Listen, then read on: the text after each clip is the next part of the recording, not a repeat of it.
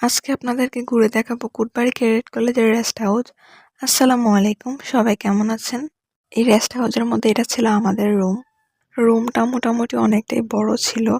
একটা খাট রুমের মধ্যে ছিল, তারপর সোফা, ওয়ার্ড্রোব আর ছোট্ট একটা ড্রেসিং টেবিল ছিল। রুমটা খুবই সুন্দর ছিল।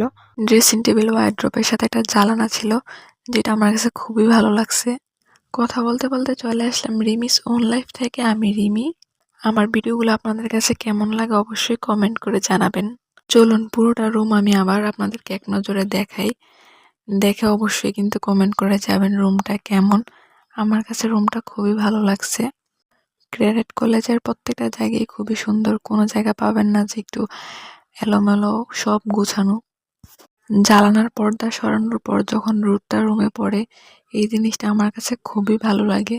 আমার ভিডিওটা আমি এখানেই শেষ করছি। সবাই ভালো থাকবেন। আল্লাহ হাফেজ।